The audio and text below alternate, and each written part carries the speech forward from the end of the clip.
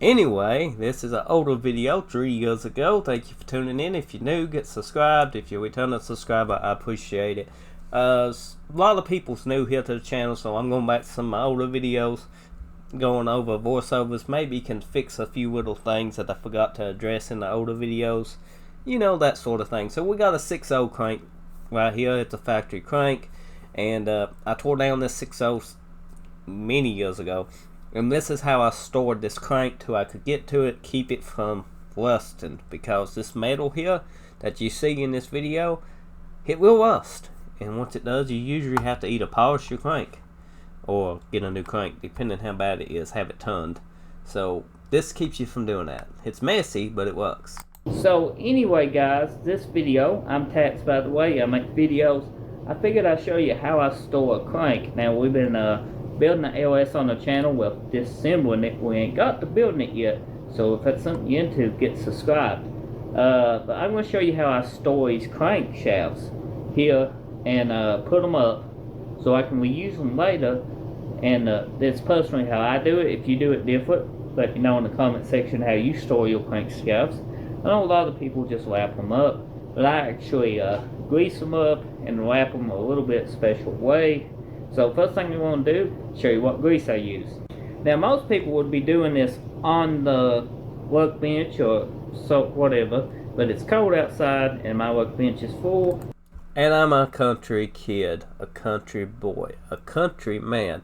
And you know, being a car guy and you being country, and you know, I don't have fancy workshops and this and that. I'm doing it on the couch. If you watching, most likely you doing it on the couch too, or you budget minded. You know, we don't go out here buying these billet cranks and stuff because that take like half a year's payday. You know, we're sitting here with a stock crank, we're hand polishing it, we're greasing it up, we're building motors just to have fun and enjoy. And if it breaks, we ain't got a lot tied into them. We try not to, but sometimes we get carried away. And if it's cold out, they cold. So what I got here. Did I just say if it's cold out, they cold? Did I mean like bring your crankshafts inside because it's cold? Just now got that. Is just some car crest wheel bearing grease. Now when you go assemble this, you can basically just clean this off with some brake cleaner. I do prefer wheel bearing grease over regular grease. You can use either one of them. It don't matter, but the wheel bearing grease tends to stick more than the regular grease. It's more runny. Don't know why. That's just must be high heat difference. And a nice little towel, but go ahead and smear some brake grease and wear gloves on your journal. Well, it ain't brake grease, it's wheel bearing grease. You know, where I'm from, anything that's greasy called brake grease. Yep, anything that's greasy is usually called brake grease. Give me that brake, you know, it's grease. Yeah. So, just lightly coat it. You don't want to overcoat it. I mean, you could, but... Oh my god, I just noticed my finger game. You don't want it getting into your oil journals and stuff. I mean, it won't hurt if it does, but just keep it light. Don't go crazy, guys, with the grease. I know I got a bad habit of going crazy with the grease. We could always... We won't be polishing them, but we will be cleaning them up a little. Just wiping them off. We have to do this. I actually did polish these on the kitchen table in a video. We can take some compressed air too and blow the journals out. So. I don't remember if I did that part or not. I probably did. It's safe to always blow your journals out with air and clean them before installing any motor that you have had apart. You do get a little in it. Ain't gonna be the end of the world, but try not to cram them full.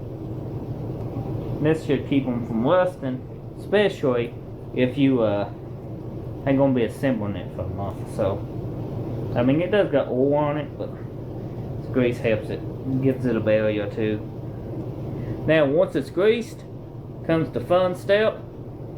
Show you right now. Now, a side note on these LS engines, you do not want to bend this reverser ring. You do not want to bend any kind of ring on any kind of engine because that's your crankshaft sensor.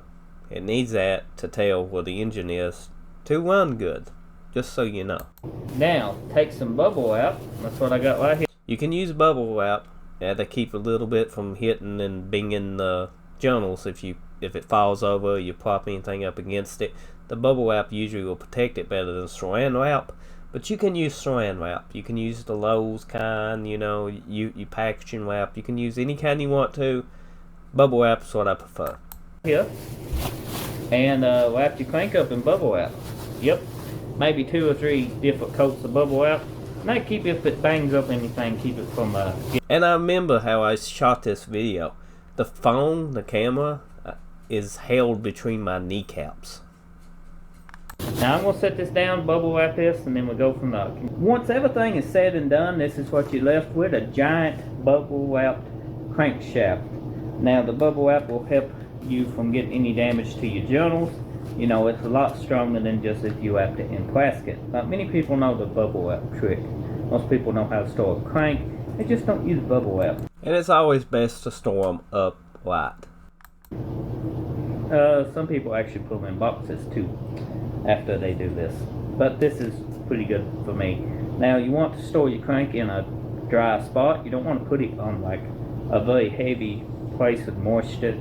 Even though you do got grease, if it sits out a long time, it can make the journals still, pit up and stuff. Put it somewhere dry, and you should be good for a long time. So if you found this video helpful, hopefully you found it helpful. Let's check our views and comments out. I uploaded this 3 years ago. It's got 2.1k views. It's got a few, comments. I recognize this, and he's a very active commenter. He gives me a lot of comments, and we go back at your forge. I bolt the flex plate to the crank and stand them up when I store them. That's a great tip. I didn't, bring that up in the video when I said you need to store them up right. But yeah, the flex plate can help hold them up a whole lot simpler. And that was 2 years ago. Thank you for the, comment. I said great info, which it is. It's great info. Everybody should know it. Somebody looked like we replied to him a year ago. He's a genius. Yes, he is. He points out something that even I missed, Does it matter if you store it vertically, horizontally, after it's warped? If your crank's warped, it don't matter which way. I have stored them both ways with no issues. A lot of shops around me stand them up, and they do. I even stand them up. But if you buy one, they ship it laying down. In the warehouse it's laying down. I personally don't think it matters, which you don't, but it's just, it's what you prefer. Wonder if I could ask you a troubleshooting problem. I said I can try to help. Don't know if I ever got that message or his issue sorted out. That's 3 years ago. It's hard to keep track. Hopefully you guys enjoyed. Thank you for watching, and if you're new, hopefully this content was enjoyable. And I'll see you next time.